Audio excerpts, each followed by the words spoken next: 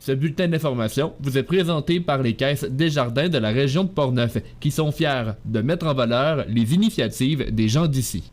Nous sommes le jeudi 4 mai 2023. Mon nom est Danick Julien et voici votre bulletin d'information communautaire Info, CJSR.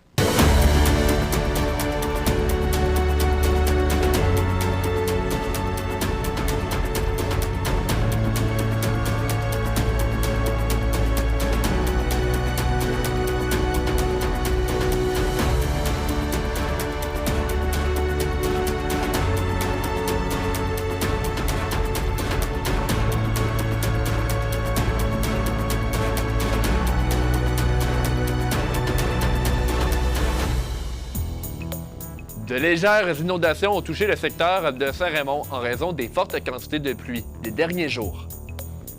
Le pont de Saint-Casimir demeure fermé pour le moment. Nous avons un reportage à vous offrir.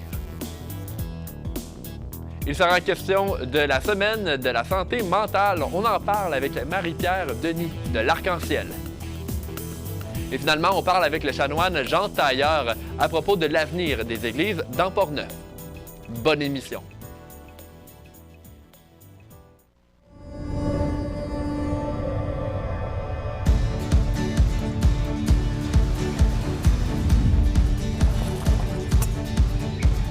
Ici, on se crée des souvenirs au fil des saisons et on vit au rythme de nos passions.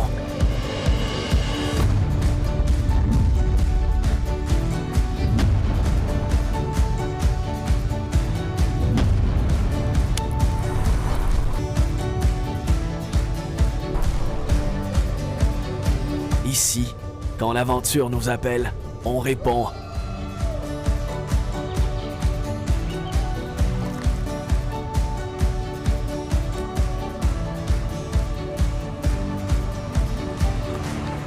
Ici, à Saint-Raymond, ma destination pour un séjour plein air réussi.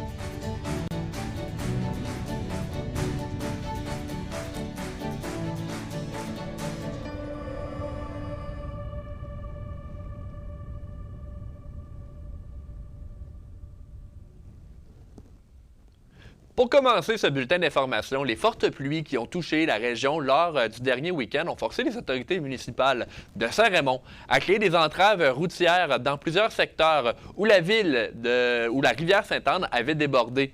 Le tout est arrivé dans la nuit de lundi à mardi, alors que les débits et niveaux des rivières, autant de Sainte-Anne que Bras-du-Nord, étaient préoccupants. La route 367 était formée à la hauteur de la fromagerie. Un détour par Sainte-Christine était nécessaire. La route de Chute-Panay a également été fermée pendant quelques heures, tout comme l'avenue Saint-Émilien et le rang Saguenay. Les autorités municipales se sont occupées d'informer la population des développements sur la plateforme inforivière.com, tout comme par le biais des médias sociaux. Ailleurs au Québec, dans les secteurs de Charlevoix, par exemple, les crues printanières ont eu de terribles impacts sur la population et les infrastructures en place. Parlons maintenant de Pont-Rouge, parce que vous n'êtes pas sans savoir que des travaux d'envergure sont en cours sur la rue du Pont. Ces travaux entrent très bientôt dans la deuxième phase, qui fermera donc complètement l'accès à la rue du Pont pendant 4 jours. Selon le plan initial, ces travaux se feront du 8 au 12 mai, soit la semaine prochaine.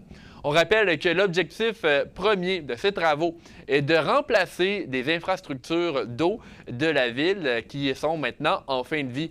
Pont-Rouge souhaite également séparer les égouts des eaux pluviales afin d'éviter les refoulements en cas de pluie abondante. Le maire de Pont-Rouge, M. Mario Dupont, était venu nous voir il y a quelques semaines pour parler des travaux. Vous pouvez retrouver cette entrevue sur les médias sociaux de CJSR. Le pont de Saint-Casimir, maintenant, est fermé depuis plus d'une semaine en fait, à Saint-Casimir, et des détours de 9 à 40 km sont mis en place au désarroi des usagers de la route et des camionneurs. On écoute dès maintenant un résumé de la situation. À Saint-Casimir, le pont situé sur la route 354 au-dessus de la rivière Sainte-Anne a dû être fermé le 26 avril dernier en raison d'une fissure importante repérée par le ministère des Transports du Québec. Le pont, qui était déjà lieu de travaux pour le MTQ, a dû être fermé pour une durée indéterminée. Selon la mairesse de Saint-Casimir, Lise Baillargeon, il n'y a pas eu de préavis pour la fermeture de ce pont en raison de l'urgence de l'opération. Bien, en fait, ces travaux-là il y avait déjà des travaux de réparation, d'entretien du pont qui étaient prévus.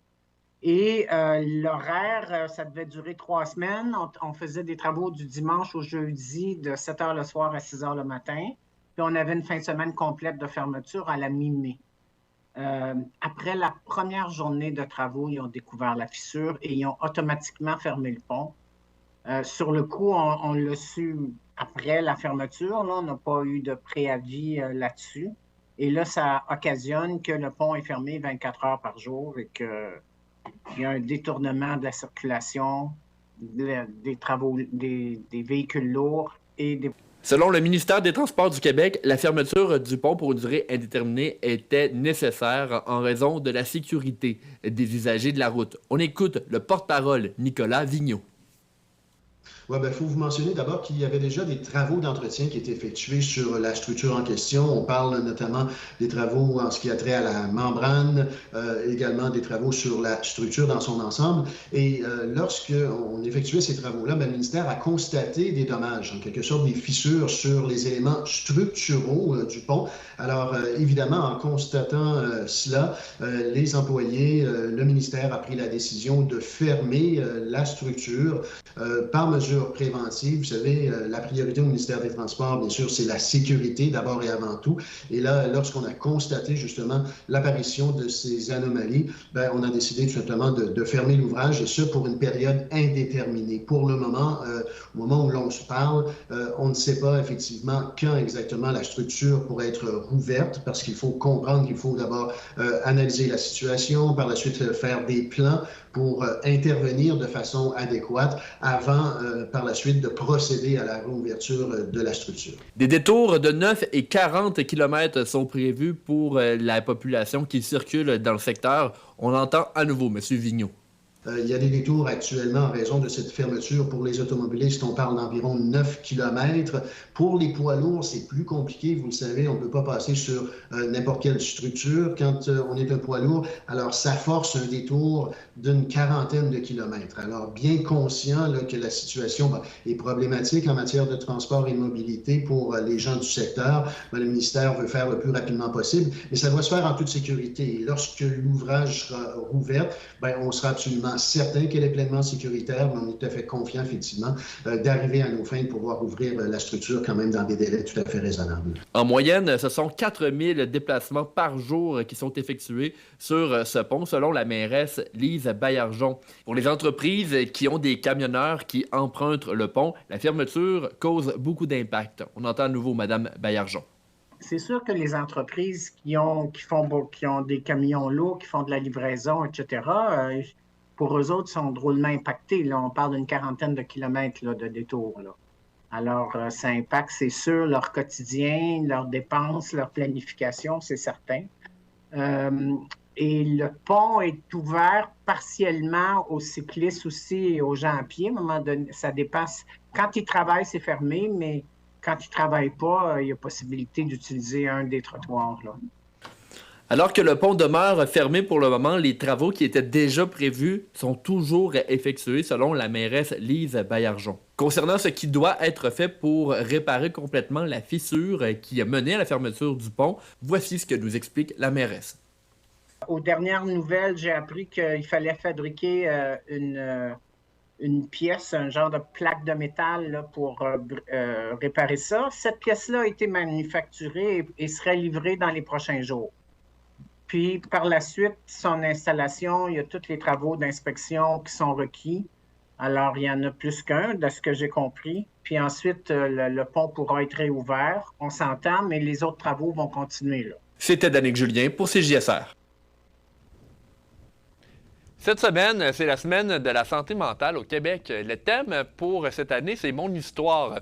Il faut dire qu'au Canada, chaque année, une personne sur 5 vit un trouble de santé mentale. Pour en parler, nous avons avec nous Marie-Pierre Denis, qui est coordonnatrice clinique pour l'Arc-en-Ciel. Bonsoir, Marie-Pierre. Bonsoir.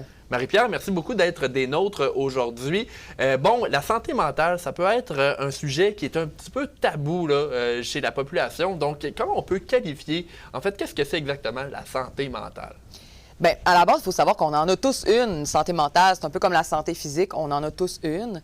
Puis, ça ne veut pas uniquement dire l'absence de troubles mentaux. En fait, c'est de trouver notre équilibre, en fait, dans tout ça. Alors, on a tous, au cours de notre vie, dans le fond, des enjeux à ce niveau-là, puis un besoin de venir trouver notre équilibre. Fait que justement, tu sais, dans la semaine de la santé mentale, on est beaucoup dans cet objectif-là aussi de rappeler à la population générale que la santé mentale, il faut en prendre soin. Puis c'est l'affaire de tous, en fait.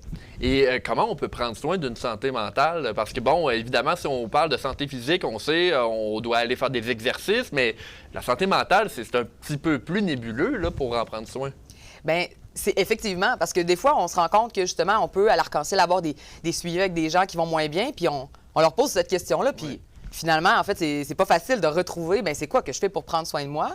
Mais c'est sûr qu'on passe par des choses qui nous font du bien, qui nous font sentir, diminuer le stress, des choses comme ça. Fait que, oui, on est aussi dans le sport, de voir des amis, de faire des activités qui nous détendent, de faire des mandalas. En fait, c'est propre à chacun. Oui. Mais ça passe justement par s'écouter, puis prendre le temps de se regarder aller un petit peu dans notre quotidien aussi, là. Donc, est-ce qu'on pourrait dire que pour l'occasion de cette semaine de la santé mentale, on peut justement faire un peu d'introspection de chacun, là, en tant que personne, dire c'est quoi qui vient, en fait, qui me rend heureux? Est-ce que c'est quelque chose, un message qu'on peut véhiculer dans la semaine? Bien oui, certainement. Puis, tu sais, effectivement, de se regarder aller, c'est la meilleure chose qu'on peut faire là, pour se questionner premièrement, parce que des fois, la vie va tellement vite, là, ça, je l'apprends à personne, qu'on est dans un roulement, que le travail, la routine, la famille et tout ça, que des fois, à un moment donné, on se rend compte qu'on est complètement épuisé, mais on n'a pas vu que, en fait, peut-être que notre corps nous a envoyé certains signes qui disaient peut-être de se laquer un peu puis de s'écouter un petit peu, là. Marie-Pierre, tu représentes l'organisme L'Arc-en-Ciel ce soir. Évidemment, L'Arc-en-Ciel, ça fait plus de 30 ans là, qu'on s'occupe de la santé mentale des Portneuvois, j'ai envie de dire. Quelle est la mission de L'Arc-en-Ciel exactement? Bien, en fait, c'est ça. C'est vraiment, tu l'as dit un peu, en fait, d'accompagner les gens dans leur processus vers un mieux-être, en fait. Fait qu'on va autant accompagner les gens eux-mêmes qui vivent avec un enjeu au niveau de leur santé mentale à différents degrés, mais aussi les proches d'une personne qui vit avec une problématique de santé mentale. Puis on touche au travers de tout ce continuum-là bien, à différents sujets aussi. On a la prévention de suicide, on a aussi la réinsertion socio-professionnelle. Tu sais, il y a plusieurs sujets qui se greffent à ça, là. Quelqu'un qui nous entend ce soir et qui peut-être voudrait parler avec des gens de l'Arc-en-Ciel, ou peut-être pour lui ou pour un de ses proches, est-ce que c'est possible de le faire? Est-ce que ça fonctionne? Ou... Bien oui, certainement. Dans le fond, tu sais, si quelqu'un, justement, se demande si un de nos services peut convenir à leur situation, on peut tout simplement appeler à l'Arc-en-Ciel. C'est la manière la plus simple. On appelle lors de nos heures d'ouverture, lundi ou vendredi, 8 à 4. Puis, il y a une personne qui va répondre, puis on va pouvoir diriger vers un intervenant éventuellement pour voir si nos services correspondent aux besoins de la personne, puis aux besoins référés ailleurs si on n'est pas le bon service, en fait. Et pour votre organisme, qu'est-ce que représentait la semaine de la santé mentale? Est-ce que vous avez fait des choses particulières? Qu'est-ce que la santé mentale vous a emmené à faire la semaine, en fait? Oui, bien, en fait, à chaque année, là, on veut vraiment faire quelque chose dans le but de sensibiliser la population à la santé mentale. Cette année, on y était d'un angle un peu différent. Il y a eu par le passé des marches qu'on a fait, des marches de sensibilisation. On a fait à un concours photo, plein de choses. Mais cette année, on s'est dit qu'on encourage les gens justement à prendre soin d'eux. On est beaucoup là-dedans dans notre quotidien, dans notre travail. Mais on se rendait compte que nous, à l'Arc-en-Ciel, on est des passionnés, mais qui font qu'on ne prend pas de pause, on s'arrête pas vraiment. Puis la meilleure manière de parler de prendre soin de soi, c'était de prêcher par l'exemple. Alors, on a mis en place dans chacun de nos 3 points de service des espaces détente pour les intervenants et les autres employés de l'Arc-en-Ciel pour encourager ce monde-là à prendre une pause, à s'arrêter, à se dire dans la journée, bien, je prends un temps pour moi. Alors, des salles avec vélo stationnaire, des chaises hamac, des mandalas, toutes sortes de choses là, pour s'arrêter. Puis, fait que même s'il ne fait pas beau et qu'on ne veut pas aller prendre de marche dehors, bien, au moins, ça nous permet de s'arrêter et de jaser entre nous un petit 15 minutes. Et là, vous me faites quand même penser à quelque chose, Marie-Pierre. Bon, l'organisme Arc-en-Ciel, vous avez fait ça pour vos employés, pour votre équipe. Mais est-ce que c'est une pratique qu'on pourrait dans un monde parfait, vouloir se répandre dans les entreprises également, là, des espaces de détente comme ça? Mais tellement pour vrai, là, en fait, on souhaitait un peu, c'était aussi le but, là. En fait, on l'a partagé sur les réseaux sociaux, notre inauguration d'espace détente cette semaine. Puis on souhaitait que, justement, différents employeurs, ça leur donne l'idée d'offrir ça à leurs employés aussi, des pratiques qui vont être de prendre du temps pour leurs employés. Puis aussi les employés de le suggérer à leurs employeurs, en fait, de dire « Hey, ça serait le fun qu'on ait ça, nous autres aussi. Fait que oui, vraiment, je pense que ça pourrait être bien intéressant. Et je veux revenir quand même parce qu'une grande partie de la mission de l'Arc-en-Ciel, en fait, quand on entend parler de vous souvent, c'est souvent quand on parle de la prévention contre le suicide. Est-ce que c'est encore quelque chose qui est très important pour vous, l'Arc-en-Ciel? On imagine que oui. Oui, vraiment. Dans le fond, c'est un de nos 6 volets de service, le Centre de prévention du suicide. On a plusieurs actions qui sont mises dans la communauté, autant avec la ligne téléphonique qu'on répond aux appels, on offre du suivi individuel aussi aux gens qui ont des idées suicidaires, mais on s'adresse aussi à tous les proches qui se demandent un peu quoi faire avec leurs proches qui ont des propos suicidaires. On s'adresse aux intervenants qui ne savent pas trop quel enlignement prendre.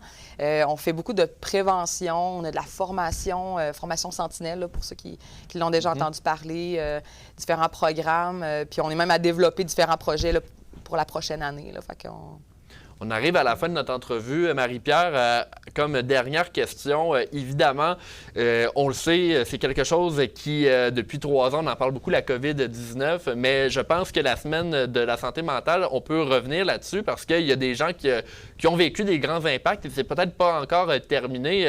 J'imagine que vous apportez encore un soutien là, à ce niveau-là avec la COVID-19. Là. Oui, vraiment, on a vu beaucoup d'impacts à différents degrés pour différentes clientèles.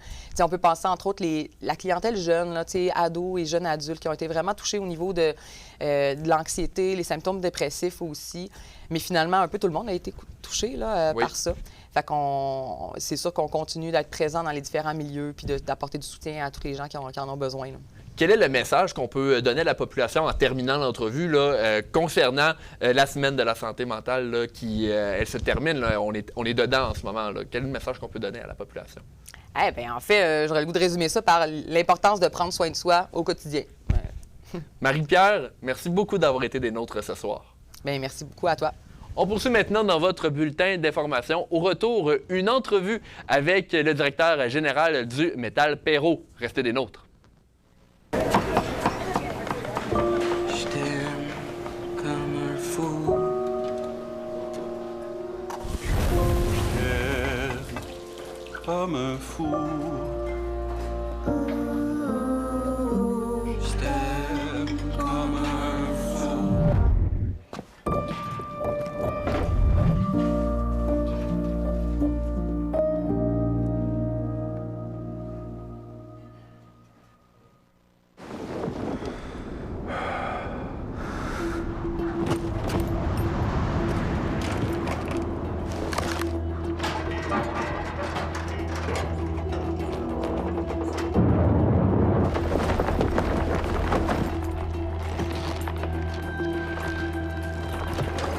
Nos matières résiduelles atteignent de nouveaux sommets. Pensons à réduire, à réutiliser, à réparer. Pensons à mieux consommer. Un livre a été lancé dans Portneuf il y a quelques jours. Il s'agit du roman « L'ombre de la flétrissure » de Guillaume Barry. Ce roman est le 2e de la série « Le jardin du monde ». On voit d'ailleurs des images là, du lancement du premier tome il y a quelques années en archive en l'instant même, en fait, dans quelques petites secondes. Cette série se déroule dans un monde post-apocalyptique où le lecteur suit l'aventure de 4 protagonistes qui tentent de faire avancer la race humaine.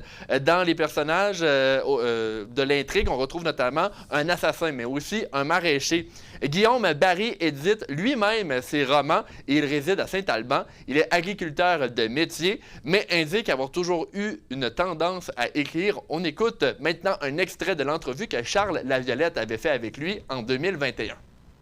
Tandis que l'écriture demeure essentiellement, pour l'instant, ce qui me concerne, un travail vraiment solitaire que je m'apprête à partager. Je vais évoluer par rapport à ça parce qu'avec mon livre qui sort très bientôt, je vais franchir une nouvelle étape. Dans le Chevalier maraîcher, j'imagine un monde qu'on va dire post-apocalyptique, mais c'est un peu la dérive lointaine d'une autre après un moment où l'humanité a frôlé l'extinction à cause du chaos climatique, disons-le comme ça. Dans ce monde-là, les gens ont réappris ou doivent réapprendre à survivre. Et une des choses, entre autres, nécessaires à leur survie, c'est de consommer des minéraux de vie. Sinon, ils pourrissent, puis ils se font dévorer par les parasites. Parce que la faune et la flore, entre autres choses, leur est redevenue hostile. L'ombre de la flétissure est disponible à la librairie de Donnacona, mais aussi il le sera au kiosque de Terre Sativa chaque samedi au marché public de Deschambault.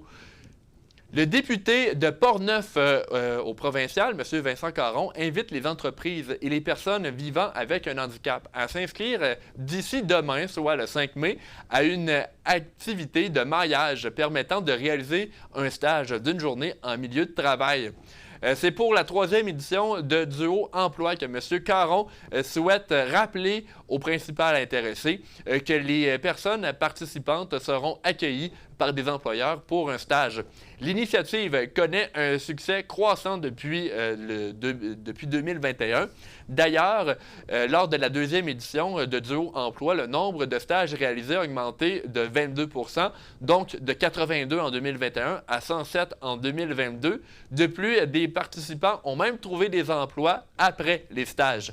Duo Emploi est réalisé en collaboration avec le regroupement des organismes spécialisés pour l'emploi des personnes handicapées, ROSEF, et le Conseil du patronat de Québec. La saison du Metal Perro de Donnacona est officiellement terminée alors que l'équipe s'est inclinée en finale lors du 5e match, les opposants au Bellemare de Louisville. Pour en parler et faire un compte-rendu total de la saison, nous avons parlé avec M. Luc Thibault un peu plus tôt aujourd'hui.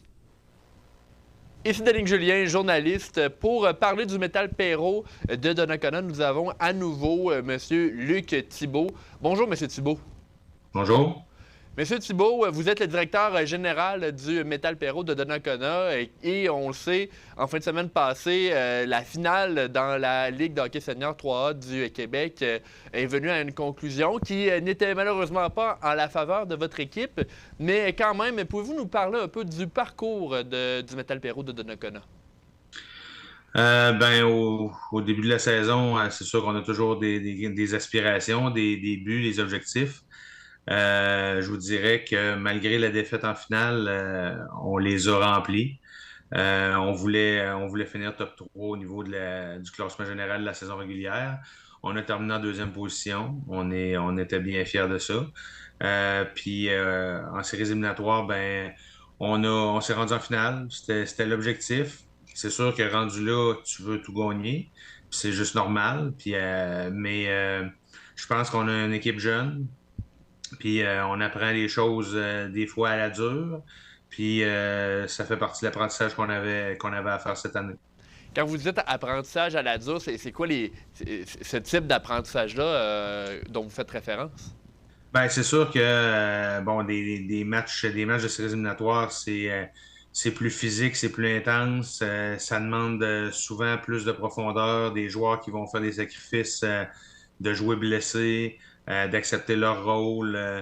C'est un peu tout ça que les joueurs ont appris cette année parce que quand tu avances dans les séries éliminatoires, c'est là que les petits détails font la différence.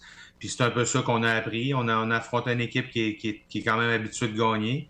Ils ont 4 championnats dans les 5 dernières années. Pas dans les 5 dernières années à cause de la pandémie, mais 4 championnats dans les 5 dernières saisons actives. Puis on a vu un peu ce que ça prenait, ce qui nous manquait. Puis ça va nous permettre de se préparer pour la prochaine saison. Et je pense que quand on parle de la prochaine saison, vos partisans doivent avoir déjà hâte parce que vous avez battu dans les séries là, des records pour votre équipe. Là. Il y avait beaucoup de gens et je pense qu'il y a tout un engouement là, autour du Metal Perro maintenant. Là. Oui, c'est sûr que, en étant la seule équipe senior 3 de la région de Québec, c'est sûr qu'on a des partisans qui viennent un peu partout.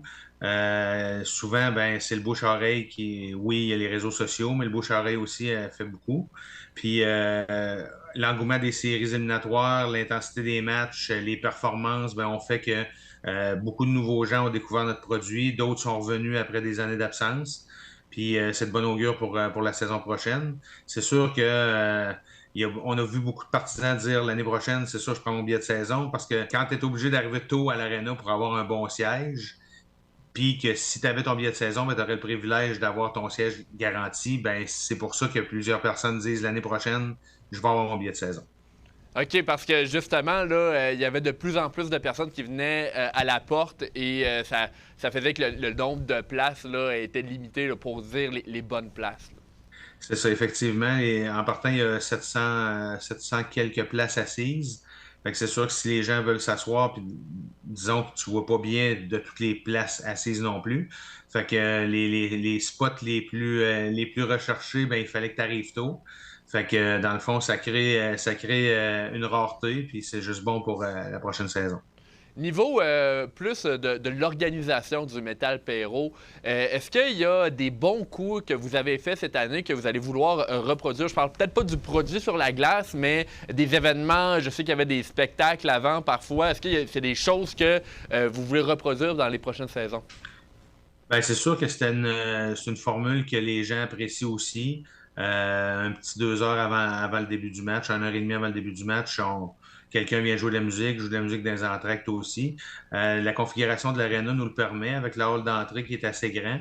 Le bar qui est là aussi en même temps. Ça fait que les gens peuvent joindre l'utile à l'agréable. Ça donne une bonne ambiance, puis ça met le monde... ça donne de l'entrain avant puis pendant le match. Fait que je pense que c'est apprécié.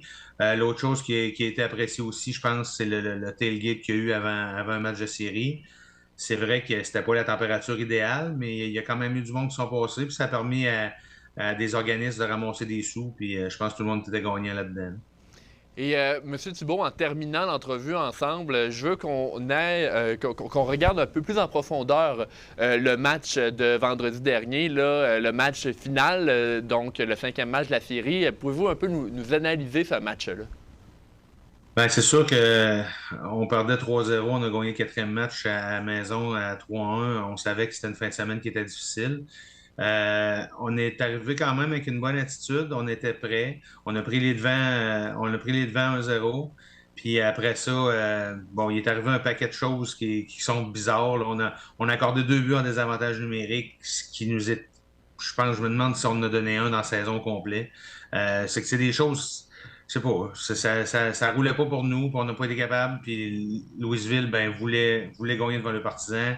Puis là, on a vu qu'ils ont appuyé sur l'accélérateur, si on peut dire, puis ils ont été chercher le championnat chez eux, puis ils le méritaient.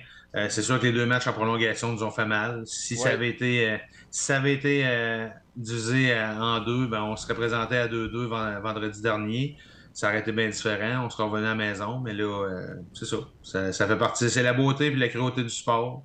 Les matchs en prolongation, ben, je pense qu'il y en a un qu'on aurait dû gagner certains, puis on ne l'a pas gagné. Fait que ça a peut-être fait la différence. Mais quand vous parlez de ces matchs en prolongation, c'est là qu'on voit que les 2 équipes là, étaient chacune autant compétentes là, dans ces séries-là. Oui, comme je vous dis, Louisville avait beaucoup plus d'expérience au niveau d'une finale. Puis on a fini quand même avec des joueurs blessés. On a des joueurs qui n'ont pas été capables de finir les séries éliminatoires. Ça nous a fait mal aussi. Je pense à Hubert Delille qui est un attaquant très intense, qui a un sourire, une attitude exemplaire, qui a laissé son corps sur la glace, si on peut dire. Puis il n'a pas participé aux 2 derniers matchs. Puis c'est ça, mais en tout cas, on est bien content de ce qu'on s'est rendu quand même. En terminant, est-ce qu'il y a quelque chose que vous voudriez dire aux gens qui nous écoutent, peut-être à vos partisans aussi, là, en vue de la prochaine saison?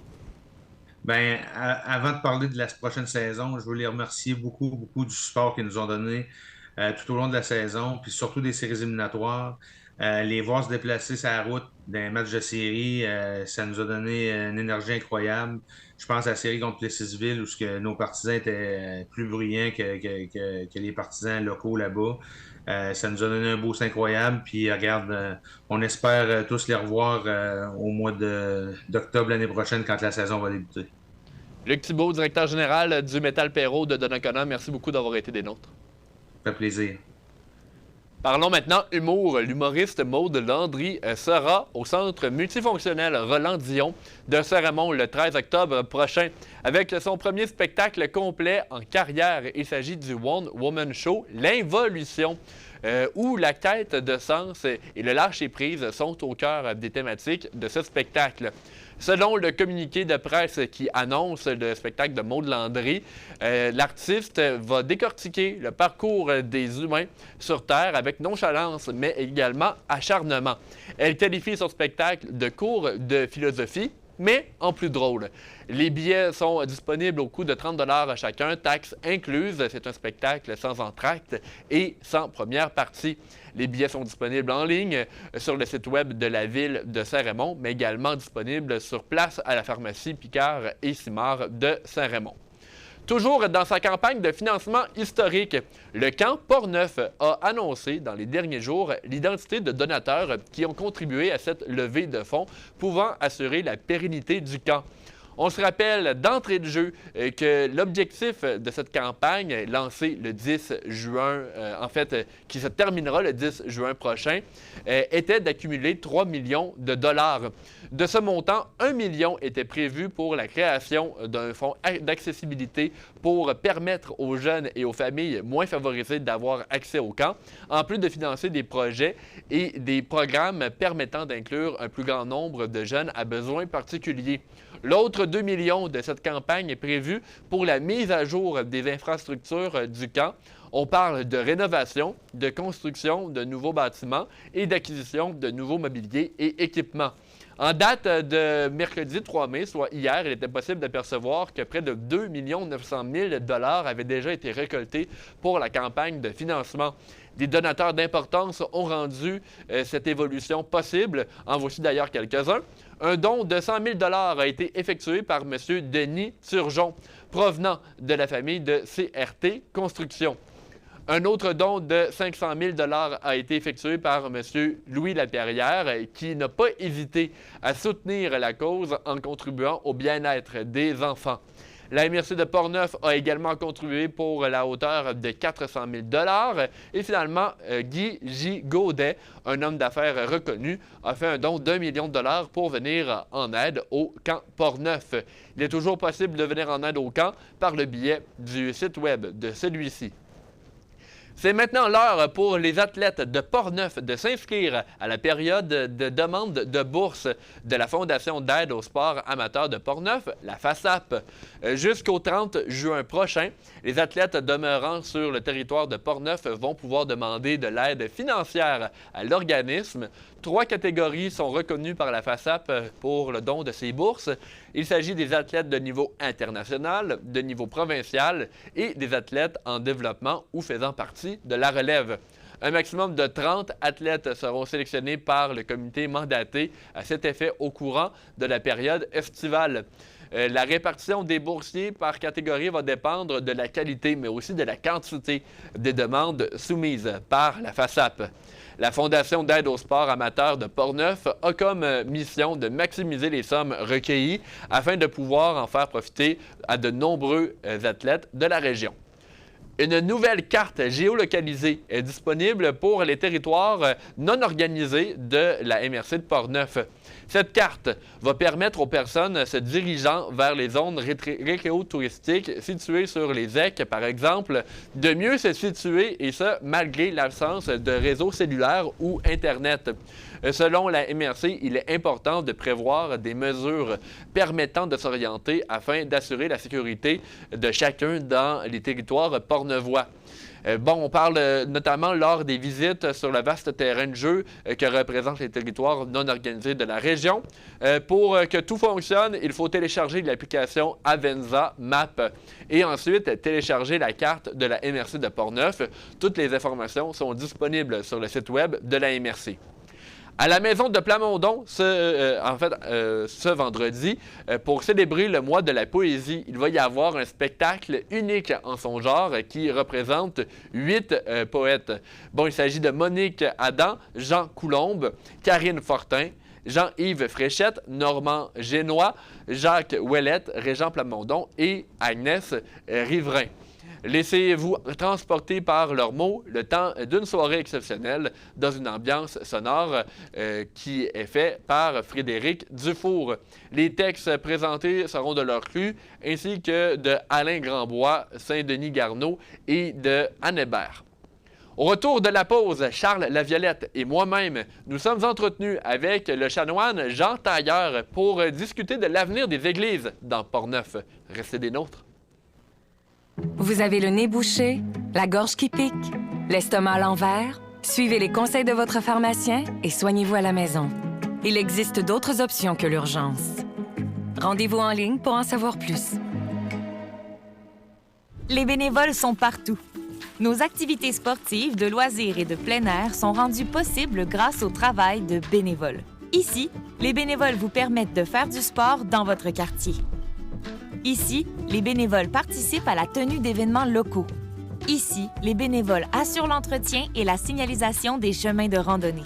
Dans votre centre communautaire de loisirs, votre association sportive ou votre club de plein air, tout prend vie grâce aux bénévoles. Je suis là. Me vois-tu? Nous sommes 11 nations distinctes. 11 façons de vivre ici. Wendat. Iyo. Kanyagahaga. Mi'kmaq. Abenaki. Wolastogoy. Innu. Adikmak. Anishnabeh. Naskapi. Inuit. Maintenant, tu nous vois. Et c'est le début de quelque chose.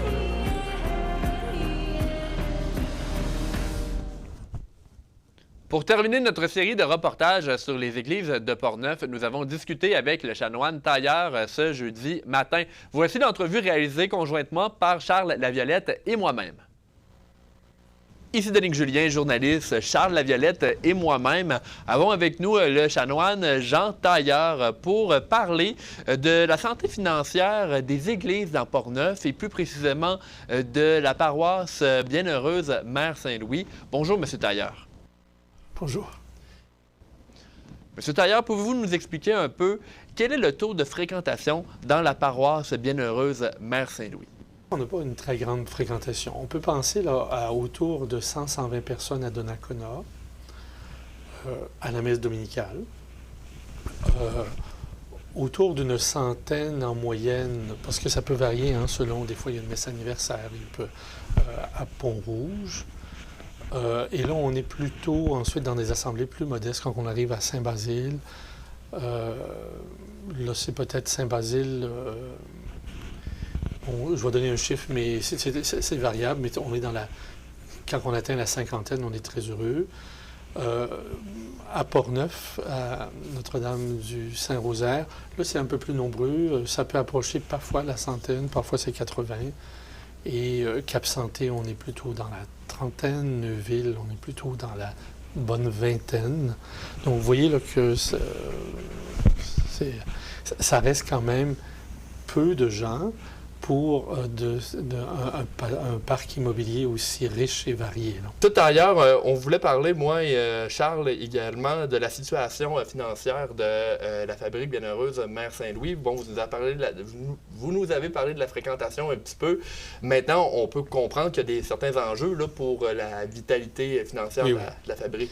Oui, c'est ça. Nous, actuellement, les marguilliers et marguillières des 3 fabriques, y compris celle de Bienheureuse Mère Saint-Louis, nous ont donné un signal clair d'administrateurs en disant que les réserves accumulées dans Portneuf, on en a pour 4 ou 5 ans si on continue de les épuiser par des petits déficits d'opération. Les déficits ne sont pas considérables, mais les réserves ne le sont pas non plus. Donc, on est sur s'il n'y a pas de correctif fait assez rapidement, on est sur des horizons de 4 ou 5 ans et ça pourrait compromettre la mission. Donc, c'est la situation financière. On n'est pas en difficulté d'urgence pour cette année. Là. On n'est pas en train de dire c'est pas la panique, mais il est temps de regarder ça. Surtout que la majeure partie des dépenses de la fabrique Bienheureuse Mère Saint-Louis, comme des 2 autres, c'est son parc immobilier. Vous, M. Tailleur, dans le fond, vous êtes là, entre autres, pour assister puis conseiller les paroisses pour leur avenir financière. Puis on s'imagine que prochainement, il y a certaines églises que la paroisse va devoir se départir. Puis c'est quoi, quels sont les critères que devrait prendre en compte une fabrique pour quelle église garder, quelle église se départir? Est-ce que, exemple, il y a des gens dans Port-Neuf qui disent les églises patrimoniales, il y a des subventions qui peuvent être attachées à ça parfois, mais souvent c'est des églises qui ont un plus grand coût d'entretien parce que c'est des bâtiments patrimoniaux. Est-ce que c'est une bonne idée, exemple, de garder, de conserver les églises patrimoniales? Oui. Ou est-ce que c'est les plus petites églises qui devraient être favorisées? Oui, la question est intéressante parce que l'attachement de nos catholiques, là, puisque c'est des biens qui appartiennent quand même aux catholiques, l'attachement aux églises patrimoniales, il est grand. Mais sur papier, c'est parfois le plus mauvais choix financier. Parce que, vous venez de le dire, là, c'est des églises qui demandent plus de soins, qui appartiennent à d'autres époques, à d'autres normes. Et là, lorsque le gouvernement change certaines normes, bien, il faut s'ajuster. Puis vous savez comme moi qu'évidemment, quand la plomberie n'a pas été retouchée depuis 50, 60 ans, bien, il faut la refaire. Quand l'électricité a à peu près ça aussi, il faut rajuster des choses, etc. Donc, c'est sûr que en termes, sur papier, une église patrimoniale, c'est toujours beaucoup plus dispendieux. Puis c'est vrai aussi pour les particuliers qui acquièrent une maison ancestrale. Ils vont devoir payer plus cher pour la mettre aux normes et l'entretenir au départ, au moins. Si on regarde, un peu dans le futur, j'ai envie de dire 5-10 ans, comment pensez-vous que le portrait des églises dans Port-Neuf va avoir évolué? Oui. Actuellement, là où on en est dans notre réflexion, moi, je dirige plus la réflexion pastorale. Oui. Et les marguiers, marguillères, en qui on a bien confiance, sont en train de... Ils font, au fond, la réflexion plus financière, parce que c'est un aspect important aussi. Les deux sont importants. Et je fais une parenthèse, vous savez que chaque fabrique est obligée par la loi de publier ses états financiers à chaque année. Donc, c'est public. Hein, c'est jamais caché. Les paroissiens voient tout ça. Ça s'est fait ici à Saint-Raymond récemment. Ça se fait dans les deux autres paroisses. Les prévisions budgétaires sont approuvées par l'évêque, mais la reddition de comptes, elle se fait auprès des paroissiens et c'est public. C'est une obligation. Okay. Donc, nous, on est en train de regarder, au plan pastoral, les gens de Port-Neuf, je pense, le connaissent bien. En fait, vous connaissez mieux le milieu que moi. Là, moi, j'ai travaillé ici quand j'étais jeune autrefois, mais je suis un gars plutôt originaire de Québec. On a identifié nos 4 pôles pastoraux qui nous risquent, si on regarde sur un regard de 10 ans et plus, qui nous semblent des pôles de référence qui vont exister. Saint-Raymond, Pont-Rouge, Donnacona et Saint-Marc-des-Carrières. Donc, d'emblée, puis je pense bien que pour les gens qui habitent à Pont-Rouge, tout le monde comprend que c'est nos pôles de référence. Les gens disent un peu à la blague, c'est là qu'on trouve la SAQ, c'est là qu'on trouve les IGA, les métros, ou les autres grandes chaînes, là, comme ici, Maxi. Bon, c'est là donc, c'est des centres de services. C'est souvent là aussi qu'on trouve des points de service en santé communautaire. C'est là aussi qu'on trouve des points parfois de service en éducation. Donc, nous, on pense là, que sur un horizon de 10 ans et plus, ces 4 lieux-là, on est à peu près certain on se dit, on doit maintenir là. Et si on a des investissements à faire, si on a des réparations à faire, c'est des milieux qui nous apparaissent prioritaires.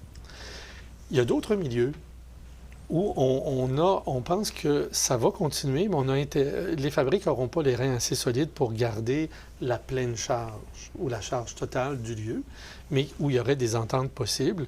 Et là, vous avez une série de lieux comme Deschambault, ça nous apparaît absolument essentiel dans la paroisse Sacré-Cœur. Vous devinez là, que Saint-Casimir, qui est une église splendide, qui est extraordinaire, on voit bien que ça va... Vous savez, quand l'Église peut contenir plus que le milieu lui-même, on voit bien là, que c'est... On aimerait, le cœur, encore une fois, aimerait la garder, mais on ne pourra pas. Mais quel projet, on ne le sait pas à ce moment-là.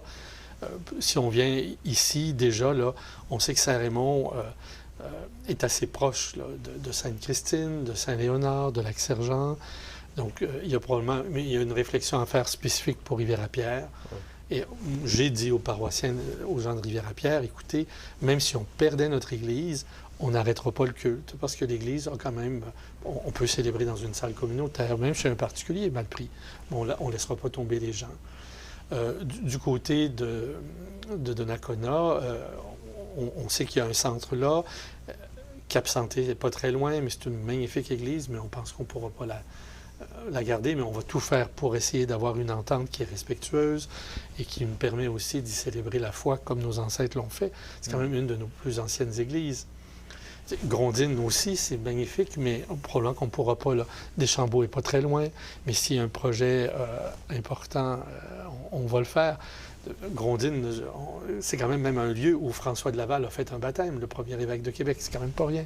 Pas dans cette église-là, mais dans ce milieu-là. Donc, c'est comme ça qu'on le regarde. Donc, notre PDI va avoir cette structure-là. 10 ans et plus. Les ententes à faire d'ici 5 ans pour ne plus être à la pleine charge de la fabrique et des lieux qu'on va déclarer comme excédentaires et pour lesquels on va amorcer immédiatement des démarches là, avec le milieu. Bien, justement, une communauté là, qui... on prend un exemple comme Sainte-Christine d'Auvergne, exemple. Oui. Exemple, si la paroisse veut se départir d'une église, quels sont les moyens qui se présentent pour la communauté après ça de récupérer ça? Est-ce que la vente à 1 $ va être toujours possible et dans quelles conditions? Oui, ici dans Portneuf, c'est une question qui s'est beaucoup posée, là, qui s'est beaucoup répandue, mais c'est-à-dire, il a existé et c'est encore possible, mais chaque décision d'Église entraîne une contrepartie. Je ne sais pas si vous êtes familier un peu avec ce langage-là, mais c'est que les mariés et marières, c'est des fiduciaires. C'est des hommes et des femmes qui doivent administrer, au fond, comme la loi un peu prend l'expression, en bon père de famille. On pourrait rajouter en bonne mère de famille, là, aujourd'hui. Donc, ils ont une valeur en main et ils doivent bien administrer cette valeur-là.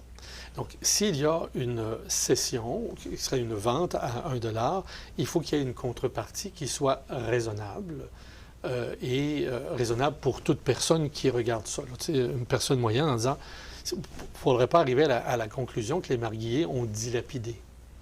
Donc, dans le cas de Sainte-Christine, je sais qu'il y a parce que j'ai eu l'occasion de rencontrer des gens il y a quelques mois, en fait, peut-être 1 an maintenant, ils ont un projet extrêmement intéressant de préserver le lieu. Et une des contreparties qui est envisagée, ça serait la possibilité d'y continuer le culte. Si on continue aussi, parce que la continuation du culte dans un milieu, c'est notre préférence, mais il faut qu'il reste des gens intéressés à cette continuation-là. C'est une église qui, aussi au plan patrimonial, n'a pas un classement qui est très élevé. Donc, qui peut entraîner des modifications sans doute plus importantes qu'un monument qui serait comme l'église de Neuville, là, où le chœur lui-même est monument historique, là, et on ne peut pas y toucher. Dans ce cas-là, la négociation va bon train, on va voir un peu, et aussi on regarde le type d'acheteur. Le 1 $ n'est envisageable que généralement pour des organismes communautaires ou publics, mais on ne l'envisagera jamais pour un particulier. Mais si on cède à 1 $, il faut avoir une série de clauses qui font en sorte que l'acquéreur, qui pourrait être un organisme sans but lucratif, vous comprenez que la solidité d'un organisme sans but lucratif, sa pérennité, ce n'est pas la même chose qu'une municipalité. Une municipalité a quelque chose qui est presque, on ne peut pas dire perpétuel, mais il y aura toujours une municipalité dans un lieu, mais elle peut s'agrandir, elle peut varier. Donc là, on n'aura pas les mêmes prudences. Donc, dans le contrat, ça veut dire que si une cession à 1 $ était faite et qu'il y avait une certaine forme de contrepartie, il va avoir à ce moment-là des clauses qui disent que si l'organisme sans but lucratif revendait l'édifice, les profits vont devoir être partagés nécessairement avec la fabrique ou celle qui en tiendra lieu à ce moment-là. Mais vous voyez un peu, c'est comme ça que ça fonctionne. Bien, M. Tailleur, on vous remercie d'avoir été des nôtres pour parler de l'avenir des églises. C'est tout le temps que nous avions pour l'entrevue. Alors, nous venons d'entendre le chanoine Jean Tailleur pour nous parler des églises. Merci beaucoup d'avoir été des nôtres. Ça fait plaisir. On poursuit maintenant avec un reportage de Charles Laviolette qui a préparé, en fait, ce reportage concernant l'organisme de la CAPSA. Il s'est rendu dans les bureaux de l'organisme pour discuter de la formation de nouveaux sous-comités de bassin versant. Voici le reportage. Toujours bien implanté dans son milieu et à l'affût des préoccupations des riverains, pêcheurs, plaisanciers et autres acteurs de l'eau, l'organisme de bassin versant la CAPSA lance un appel à tous. D'ici 1 an, des comités consultatifs seront formés pour chacun des sous-bassins versants de son territoire. La CAPSA espère ainsi pouvoir élaborer avec encore davantage de finesse son plan directeur de l'eau. Il y a eu un nouveau cadre de référence qui a été déterminé par le gouvernement au niveau de la gestion intégrée de l'eau par bassin versant. Et ça nous amène à changer notre structure de concertation. En ce moment, on avait une seule table de concertation pour tout notre territoire qui était ouverte, tout le monde qui voulait participer. On créait des petits comités pour la mise en place d'actions. Mais avec ce nouveau cadre de référence-là, on change toute la structure et on a jusqu'au 31 mars pour le faire. Donc, c'est là l'idée de mettre en place des comités de concertation dans notre nouvelle structure. On profite de ce moment-là pour se rapprocher localement des enjeux des citoyens. Comme expert en gestion de l'eau puis de la ressource en eau, on pourrait dire c'est quoi les problématiques prioritaires et en faire un plan d'action. Mais l'idée de la gestion intégrée de l'eau par bassin versant, c'est pas de dire qu'est-ce que nous, on pense qui sont priorités, mais c'est plutôt la communauté, les acteurs de l'eau à se regrouper ensemble et dire c'est quoi les priorités sur lesquelles ils veulent travailler dans le futur. À l'origine, on avait une table de concertation qui recouvrait tout notre territoire, soit 3285 km². Donc, c'est immense. Donc, on avait un groupe de citoyens qui devaient choisir des priorités pour un grand ensemble. Donc, c'était difficile pour eux de trouver une problématique qui est dans leur cour ou dans le cours du voisin, ou de se sentir, ou s'il y avait une priorité qui était ciblée, de se sentir interpellé parce que ça ne touchait pas nécessairement, c'était global sur un grand territoire. Donc, l'idée qu'on a eue, c'est de créer des comités locaux de bassins versants, donc diviser notre territoire en sous-bassins versants et de mettre un petit comité de citoyens, d'acteurs de l'eau, de représentants pour qu'ils discutent des enjeux qui sont locaux, vraiment sur leur petite échelle, et de sortir la priorité de ce petit territoire-là. Comme ça, ils vont être plus enclins à vouloir mettre des actions en œuvre pour régler la problématique parce que ça va les toucher principalement. Par exemple, si on prend le bassin versant de la rivière Sainte-Anne, donc toute l'unité géographique qui draine l'eau de la rivière Sainte-Anne jusqu'au fleuve à Sainte-Anne-de-la-Pérade, dans cette rivière-là, on trouve plusieurs sous-bassins versants. Exemple, la rivière Niagarette qu'on connaît. On a la rivière Noire, la rivière Bras-du-Nord, la rivière Jacot, la rivière Charret, on a la Tourilly, puis on a le bras principal qui est la Sainte-Anne. Donc, tous ces rivières que j'ai nommées là, ils ont une unité géographique de bassin versant. Donc, c'est à cette unité-là qu'on va travailler avec des citoyens.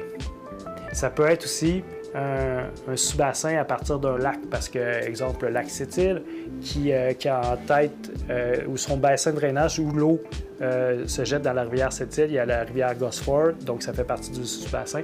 Donc, il pourrait avoir un comité du lac Sept-Îles, dans le fond. La même chose pour le lac Sergent. Avec le temps, on avait une table de concertation au départ qui était pour l'ensemble du bassin de notre zone d'intervention. Puis on a réalisé que pour la mise en œuvre, c'était beaucoup plus simple de faire des sous-comités. Exemple, le lac Sergent, on a mis un comité de bassin versant. Il y en a un qui est en train de se placer pour le parc naturel régional de Portneuf. On avait un déjà pour la rivière La Chevratière, le Copalc à l'époque. On avait Niagarette. Puis on réalisait que c'était la façon la plus simple pour mettre en œuvre des actions parce que justement, le monde était touché par des problématiques sur leur territoire et ils intervenaient. Donc, cette idée de remettre ça en place est venue parce qu'on croyait que c'est la façon la plus active et la plus facilitante pour mettre en œuvre des actions.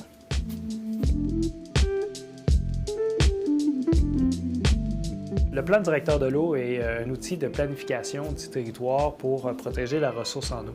C'est à l'intérieur de cet outil-là qu'on retrouve le portrait de la situation, les problématiques et aussi les actions sur lesquelles il faut travailler pour régler des problématiques prioritaires. Donc, on cible des objectifs, on cible des orientations et les actions pour atteindre ces objectifs-là. Cet outil-là est conçu par la communauté et non les experts de la CAPSA. Nous, on les aide à coordonner l'exercice de concertation pour qu'eux choisissent les priorités sur lesquelles ils veulent travailler dans les prochaines années.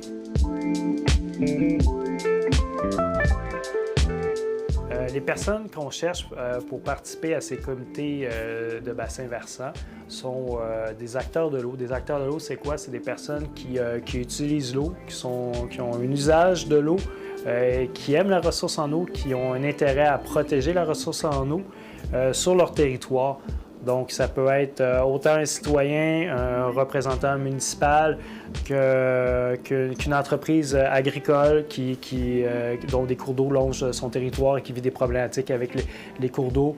Ça peut être un citoyen qui a un puits privé puis qui collecte l'eau souterraine et qui vit des problématiques. Ça peut être un riverain qui utilise la rivière pour pêcher, pour faire des balades en canot. Donc, c'est toute personne qui a une relation avec l'eau qui peut participer au comité bassin versant. C'est toute personne qui veulent s'impliquer et mettre du temps dans la recherche de solutions et aussi de prioriser des problématiques qui se trouvent sur leur territoire, qui ont un intérêt à faire partie du changement.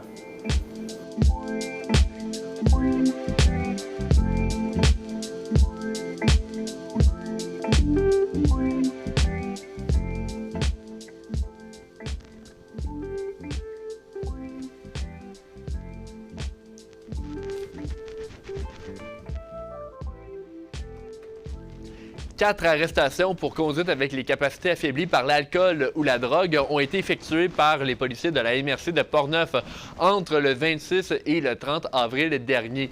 Les individus ont été arrêtés dans les municipalités de Sainte-Catherine de la Jacques-Cartier, Saint-Léonard et Pont-Rouge. Il y en avait 2 à Pont-Rouge. Depuis l'arrivée du beau temps a permis aux patrouilleurs motocyclistes de la MRC de la Jacques-Cartier, mais aussi de Portneuf, à effectuer des patrouilles en moto un peu plus tôt cette année. En effet, ils sillonnent les rues des MRC depuis quelques jours déjà, en effectuant notamment des opérations en lien avec les excès de vitesse et la sécurité dans les zones scolaires. Toujours ce jeudi matin maintenant, les policiers de la MRC de Portneuf ont procédé très tôt en matinée à 5 arrestations à Saint-Raymond dans la MRC de Portneuf relativement à du trafic de stupéfiants. Ce sont 3 hommes et 2 femmes âgés entre 20 et 68 ans qui vont devoir faire face à des chefs d'accusation en matière de stupéfiants. L'un d'entre eux devrait comparaître, en fait, a dû comparaître aujourd'hui et 3 perquisitions ont eu lieu dans le secteur. Le député Vincent Caron a remis aujourd'hui 20 bourses d'un montant de 250 $ chacune afin d'encourager les élèves dans sa circonscription à poursuivre leurs efforts dans leur parcours scolaire. Suivant les recommandations du personnel enseignant des 3 écoles secondaires de Portneuf et du centre de formation de Portneuf, le député a remis donc 5 000 $ en bourse par le biais de son budget discrétionnaire. En fait, les bourses ont été attribuées au cours d'un gala organisé au domaine Alliance, un organisme à but non lucratif qui offre du soutien et de l'accompagnement aux individus et aux familles qui rencontrent une difficulté. Par exemple, le contexte de séparation, de l'anxiété ou encore de difficultés académiques. Concernant la liste des élèves, pour Saint-Marc, il y a Doriane Langlois, Jade Leclerc, Alex Marcotte, Ariane Marcotte et Vincent Dionne. Pour Donnacona, c'est Louis Simard, Sophie Picard, Daylan Bolduc, Justin Germain, Annabelle Proux et Édouard Landry. Pour Louis Jobin, Laetitia Noël, Alicia Dijoux, Aurélie Robitaille, Ariane Lévesque, Maxime Caillé, Sarah Maude Lonval et pour le centre de formation de Portneuf, Maxime Thibault et Olfa Ben Heda, qui sont donc les personnes qui ont reçu ces bourses. À Saint-Raymond maintenant, Emma Québec va procéder à une collecte de sang le mercredi 10 mai prochain au centre multifonctionnel.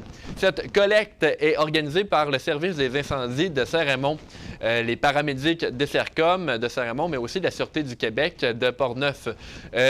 L'objectif de la collecte est d'atteindre 175 dons. Le tout se déroule de 13h30 à 20h. Il est possible de prendre rendez-vous sur le site web d'Emma Québec ou toujours d'appeler directement au bureau d'Emma Québec. Finalement, avec la saison 2022-2023 qui approche d'une conclusion, l'équipe du bingo CJSR cherche à trouver de nouveaux volontaires pour occuper des postes rémunérés rémunérés. L'équipe cherche des animateurs, des membres de l'équipe technique, ainsi qu'un ou une responsable de la distribution des cartes dans les différents points de vente. Pour les intéressés, vous pouvez nous joindre directement à CJSR selon les heures d'ouverture du bureau entre 9h et 17h. Le numéro à joindre est le 88 337 4925. C'est ce qui complète votre bulletin d'information Info CJSR en ce jeudi 4 mai 2023. Merci à tous nos invités, mais aussi à l'équipe, soit Charles, Tony, Christian, Luc, Carole et Suzy. Là-dessus, je vous souhaite une excellente soirée.